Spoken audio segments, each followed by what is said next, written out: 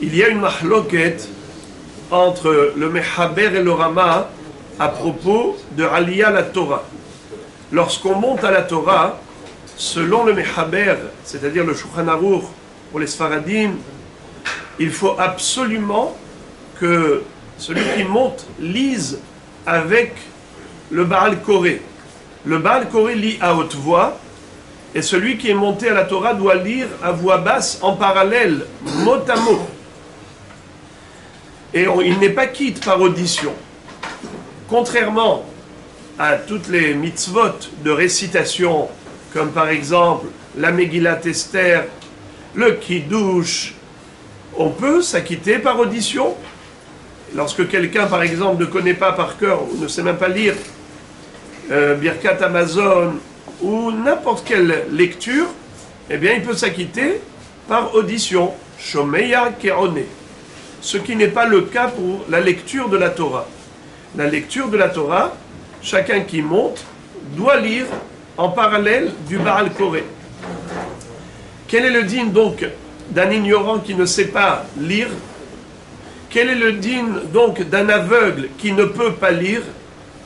Alors dans le Shulchan Aruch, il est écrit comme ça. Je vous lis. המנהג הפשוט שאפילו כהן עם הארץ קודם לקרות לפני חכם גדול ישראל והוא שהכהן יודע לקרות. Quel est le din s'il y a dans la synagogue un Kohen et un Talmid Chacham? Qui est-ce qui monte le premier? Le minhag, c'est de faire monter le Kohen. Mais à condition que le Kohen sache lire. C'est ce que dit le Shulchan Aruch dans Siman Kuf Lamed He, Saïf Dalet. Et dans Siman Kuf Lamed Tet, pardon, Saïf Bet.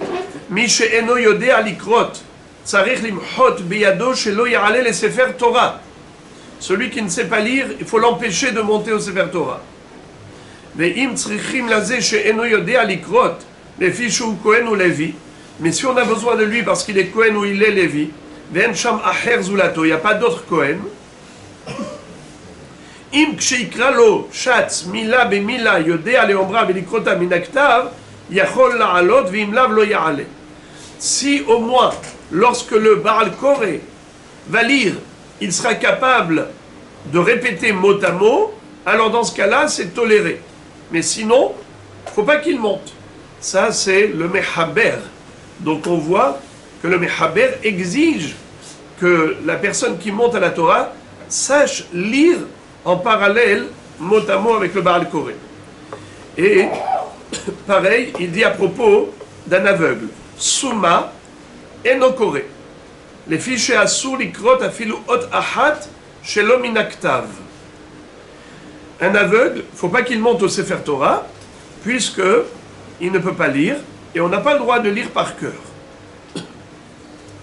Maintenant, le Rama, à ce propos, écrit Ve'arshav kore suma kemo she'anu makrin batorah le'am ha'aretz.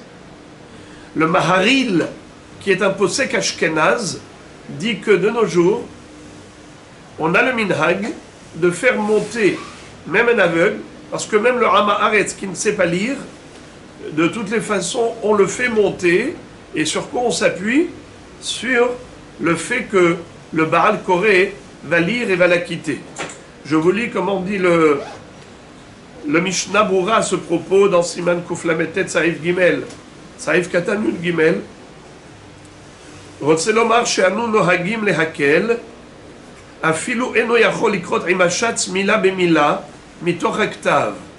Les Ashkénazes disent que nous, on est Mekilim, on se permet de faire monter même des gens qui ne savent pas lire, pas seulement qui ne savent pas lire, ils ne savent même pas répéter. Quand le Shaliach Tzibour va leur dire Vayomer, Vayomer, il n'est pas capable. Mitoch Haktav, il va répéter Vayomer, mais il ne voit pas le Vayomer dans le livre. Il le dit par cœur, Vayomer, mais il ne sait pas lire.